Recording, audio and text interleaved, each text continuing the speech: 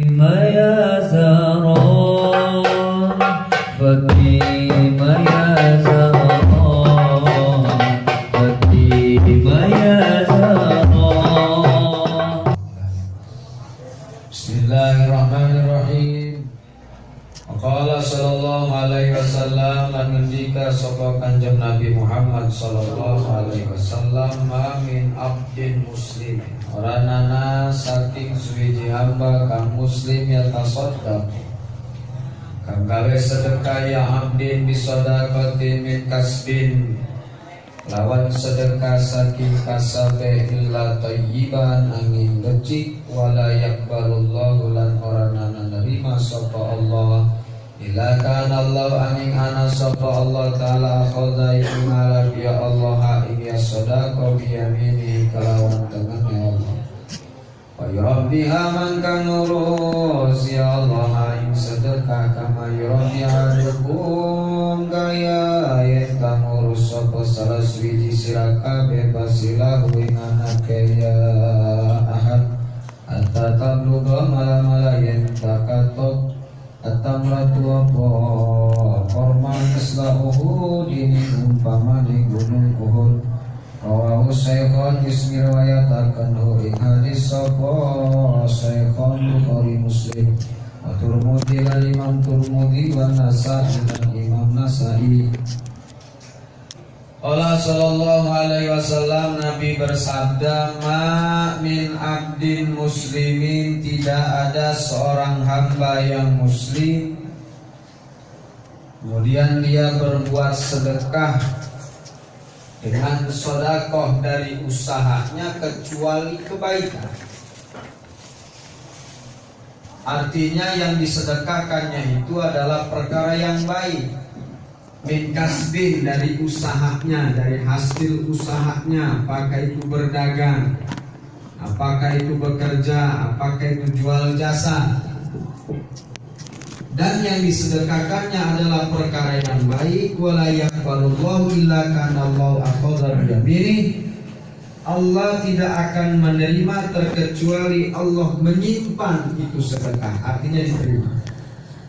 Allah akan terima dan disimpan itu sedekah oleh Allah, kemudian diurus oleh Allah seperti ngurusnya kalian terhadap anak-anak kalian, sehingga kurma itu atau sebutir kurma yang disedekahkan dari perkara yang baik tadi akan dilipatkan misla Uhud, seperti gunung Uhud. Gunung Uhud itu besar. Gunung Bantan aja juga besar, apalagi gunung Uhud, tinggi, lebar. Satu kurma Allah lipat gandakan, Allah urus itu kurma sampai sebesar gunung Uhud.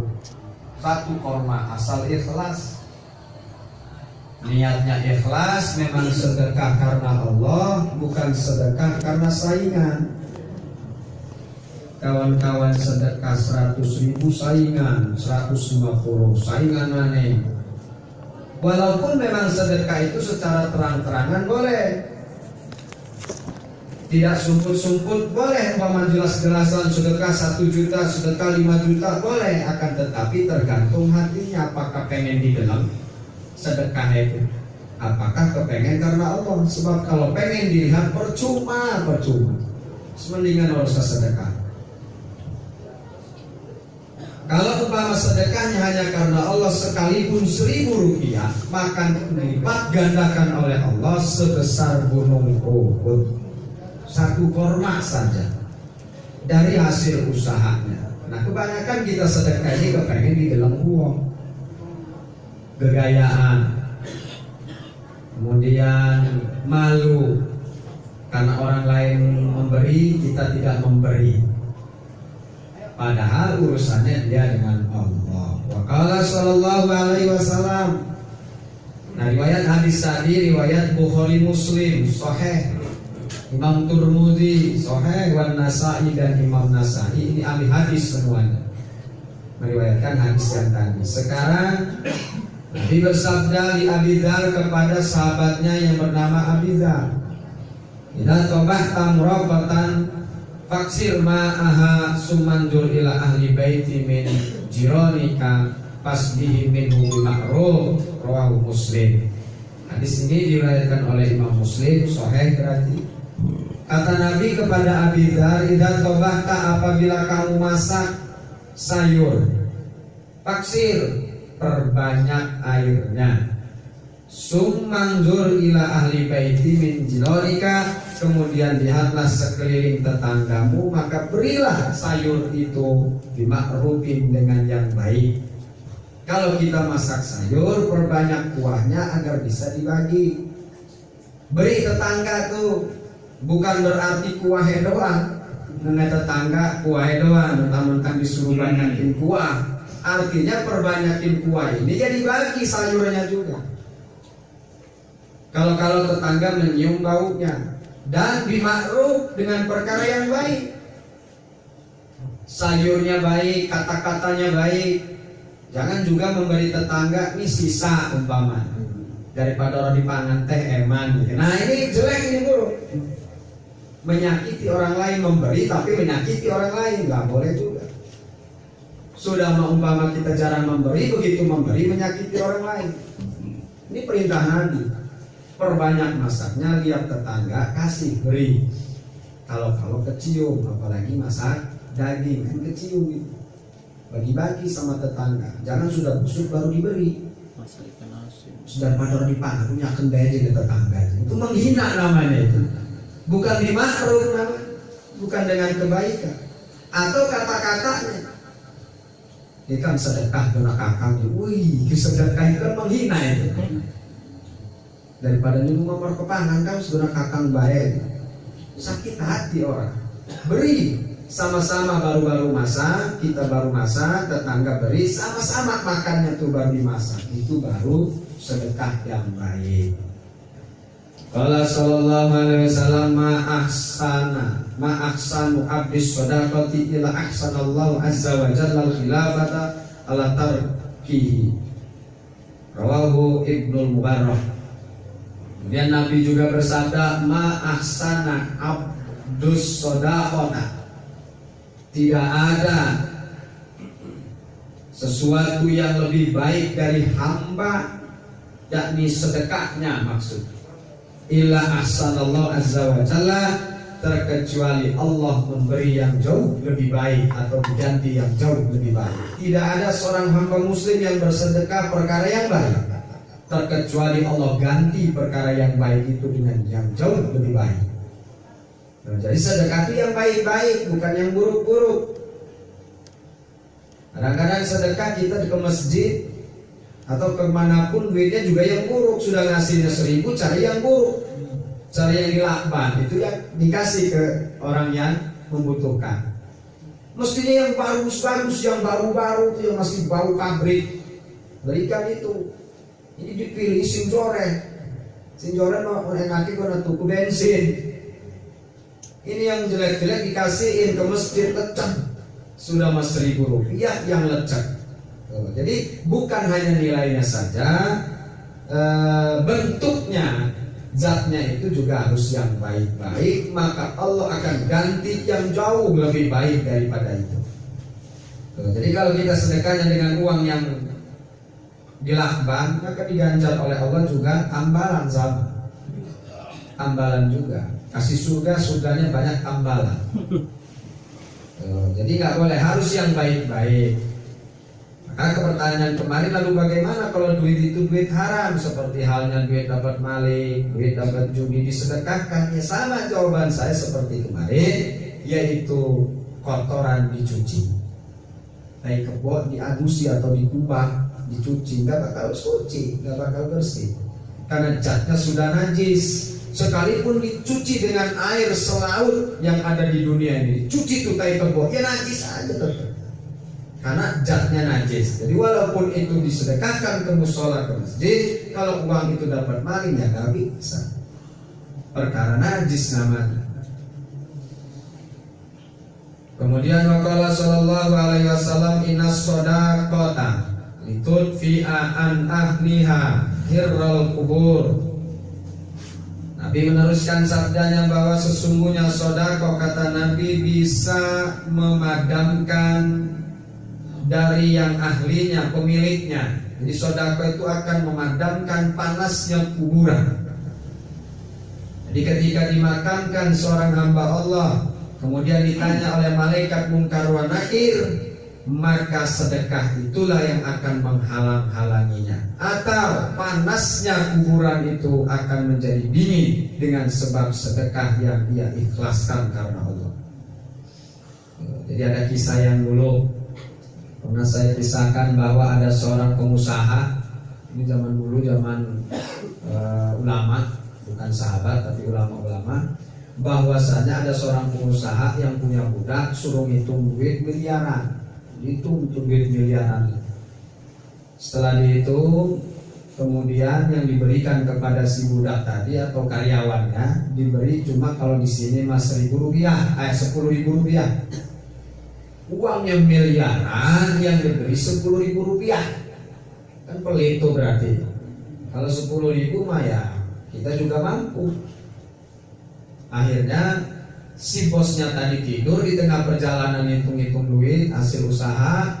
Begitu tidur mimpi mati. Begitu mati dimasukkan ke dalam kuburan, kemudian dicambuk oleh malaikat Munkar wa Nakir yang nutupi uang 10.000 tadi. Dikebuk dari barat ada uang 10.000, dikebuk dari kiri ada uang 10.000 menjadi tameng. Hingga akhirnya kaget dan bangun. Setelah kaget dan bangun, nangis dia sejadi-jadinya. Hingga akhirnya karyawan wis duite guna sira kabeh. Iya juga sih mau ngomong apa ya. Nah, wakil sing sugi-sugi mimpi mau ngomong. Amin. Amin. Wis guna sira kabeh. Rupanya uang yang 10.000 yang manfaat yang masuk ke dalam kuburan dibandingkan uang yang miliaran tadi. Untung oleh Allah dia diberi hidayah. Kalau tidak, hancur dia, hanya uang 10.000 tadi. Jadi kalau kita bersedekah banyak berarti itu menjadi tameng buat kita, baik dunia ataupun akhirat. Sebab hadis Nabi bukan hanya sebatas itu, ada bahasa tadfa'ul bala.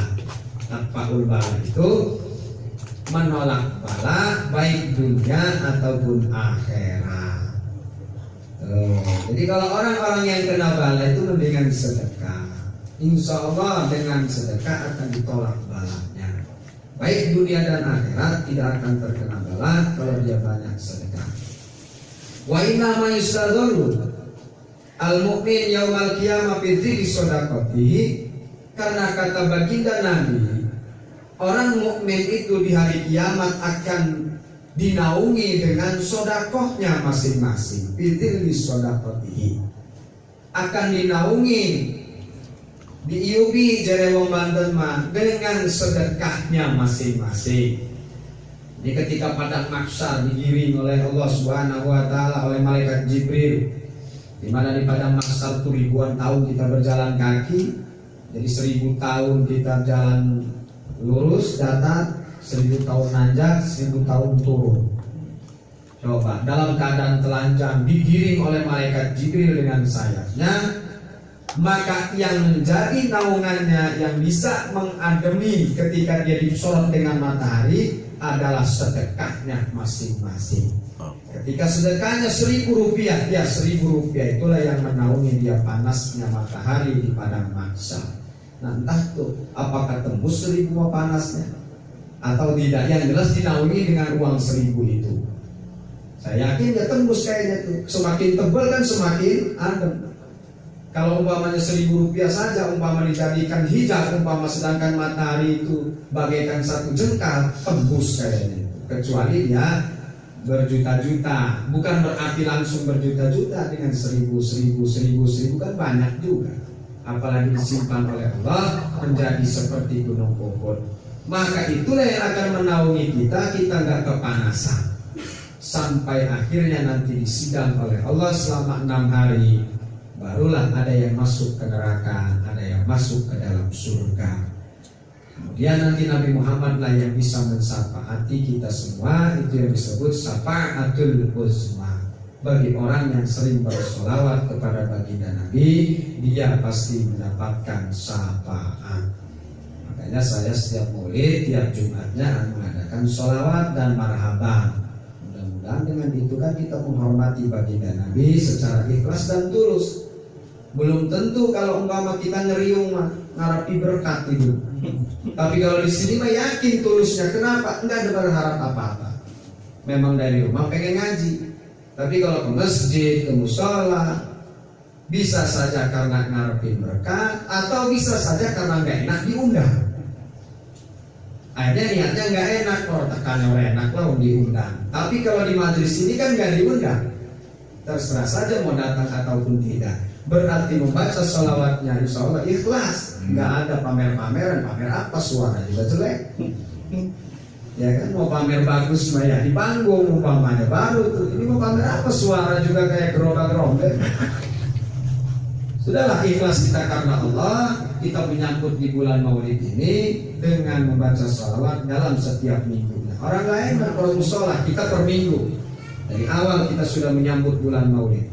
Dan orang yang cinta dengan Nabi karena mahfil jannah, dia cinta kepadaku maka dia akan besertaku di dalam surga. Amin ya Allah. Karena cinta, apalagi kita mau sholawat ya, manakib, pengajian, hadis-hadis Nabi dibahas. Ada orang Badui dulu. Orang Badui itu hanya tahu dengan nama baginda Nabi, tapi tidak pernah berjumpa dengan nama baginda Nabi. Dia tawaf bacanya ya karim, ya karim. Tawaf di Ka'bah itu ya karim, sampai gemparlah orang Arab. Siapa uang itu tawaf ya karim, karena tawaf kan bacaan subhanallah, alhamdulillah, wala ilaha illallah, wallahu akbar, subhanallah, kan itu yang dibaca. Dalam setiap lingkaran berbeda-beda. Atau dia ketika di rukun Yamani sampai ke Hajar Aswad, dia membaca Rabbana atina fid dunya hasanah wa fil akhirati hasanah wa qina adzabannar sampai ke Hajar Aswad dan lari kecil-kecil. Ini orang Badui. Orang Badui itu kalau di sini orang kampung, orang pelosok, Badui namanya. Bukan Baduy Rangkas, itu bukan. Orang hutan lah, orang pelosok. Ketika tawaf ya karim, ya karim, ya karim. Gempar tuh orang Mekah tuh. Pasti uang ya karim, kuat-kuat lagi. Saking cintanya kepada Allah dia, dan bisanya hanya ya karim, ya karim. Sampai Nabi mendengar bahwasanya ada seorang Badui tawaf membaca ya karim, ya karim. Diikuti oleh baginda Nabi langsung. Jadi bukan katanya baginda Nabi langsung ke Mekah melihat betul, diikuti oleh Nabi dari belakang, ya karim, ya karim. Diledek sama Nabi dari belakang, ya karim, ya karim, ya karim. Kata orang Badui, siapa pasti ngeledek gitu. Ya karim, ya karim. Oh, sekali maning tak kecat sih. Akhirnya sengaja orang Badui itu lambat. Kemudian Nabi terus agak dekat memang ngikutin Nabi, ya karim, ya karim, ya karim. Berbalik orang Badui itu langsung, ya siapa sih? Anak istirahat pusing sapa jadi kanjeng Nabi. Heran saya, kamu kok baca ya karim, lu ngikutin saya, ribut ini. Ya karim, ya karim itu karena bisanya ini. Awas nanti lo kalau sekali lagi ngikutin lagi. Bahasa kita mentek empat sih, tak konjok sih. Akhirnya Nabi terus aja ngikutin dia, ya karim. Akhirnya dibekep lah Nabi itu. Apa yang dicekek? Apa rasanya dipokek dirangkul tapi kuat gitu. Ngekek kanjeng Nabi ini. Akhirnya awas mau maling-maling kita kelaporin Nabi Muhammad. Sirane orang-orang tanya Nabi Muhammad itu siapa? Pernah ketemu enggak? Enggak, saya enggak pernah ketemu. Saja aku ngomong, bukan tak gecek mani jadi si wong Badui. Wahai Badui, pernahkah kamu melihat Muhammad? Enggak pernah. Tapi saya cinta kepada dia. Cinta, tapi enggak pernah lihat. Ya. Andaikan lihat nanti bagaimana? Saya cinta lah, terus aja aku ngomong ketonjok, bukan dalam tawa. Itu ribut. Badui, saya inilah yang engkau cintai, yaitu Muhammad bin Abdullah. Kaget orang Badui, nangis langsung dipeluk, ya Muhammad, ampura orang-orang yang andikakin Nabi. Saya nggak tahu Tuhan ini Rasul. Langsung dia sujud, nggak boleh sama Nabi diangkat, bahwa tidak ada sujud terhadap manusia. Langsung dipeluk. Akhirnya apa? Kata si Badui ini, mohon maaf, mohon ampunkan saya, bilangin saya ke Allah, saya nggak tahu kalau engkau Rasul. Sakit nggak Nabi? Badannya saya remekin gitu ya, sakit aja ya Nabi. Ya sudah, akhirnya malaikat Jibril turun memberikan wahyu, ya Muhammad, katakan padanya walau gimana tetap dosanya akan kuperhitungkan. Jereh malaikat Jibril.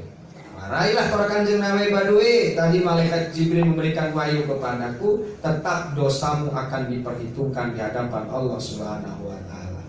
Allah Parwadi ya Rasul. Parwadi, saya tahu pengampunan Allah lebih besar daripada dosa saya ya Rasul. Masa dosamu kenen timbai dihitung orang Allah iku lewatan amat cari wong Badui. Apalagi saya sudah memeluk engkau ya Rasul. Saya yakin kau akan memanggilku, kau akan mengajakku ke dalam surga besertamu ya Rasul, karena aku mencintaimu. Akhirnya apa kata Nabi? Bahwa manusia itu bahwa orang yang mencintaiku, man ahabbani kana ma'i fil jannah. Orang yang mencintaiku pasti kelak akan ketemu di dalam surga besertaku. Jadi Nabi, iki asbabul wurud. Asbabnya hadis keluar itu gara-gara orang Badui ini mencintai baginda Nabi. Itu Badui, tawafnya ya karim, ya karim, ya karim, ya karim, ya karim. Enggak baca ini, enggak baca itu, enggak panjang-panjang, enggak subhanallah, enggak. Karena dia cinta kepada baginda Nabi, modalnya cinta saja kepada baginda Nabi, dia masuk ke dalam surga beserta Nabi Muhammad SAW. Senyum Nabi, pintar sekali Badui. Padahal nggak ngerti ini hukum-hukum Islam, tapi hanya cinta kepada Nabi dan dia pernah memeluk Nabi sekalipun niat meluknya itu meremukkan tulangnya, akan tetapi nggak tahu kalau dia baginda Nabi karena dasarnya hanya cinta dia dengan Nabi, dan dia repot diikuti Nabi karena nggak tahu itu adalah Nabi. Sehingga akhirnya keluarlah hadis Nabi, man ahabbani kana ma'i fil jannah. Barang siapa yang mencintaiku, dia besertaku di dalam surga. Hanya baca ya kalim. Kalau kita bayar, Assalamualaikum sayyidal anbiya ibana. Kemudian ada as-salatu, banyak lagi. Kemudian marhaban, lebih-lebih kita, dan ada pengajiannya. Yakin dapat surganya Allah SWT. Amin. Wallahu a'lam bishawab. Biha ya Allah, biha ya Allah, bi husnil khatimah ya Allah, biha ya Allah, biha ya Allah, bi husnil khatimah untuk bina wal muslimin. Amin.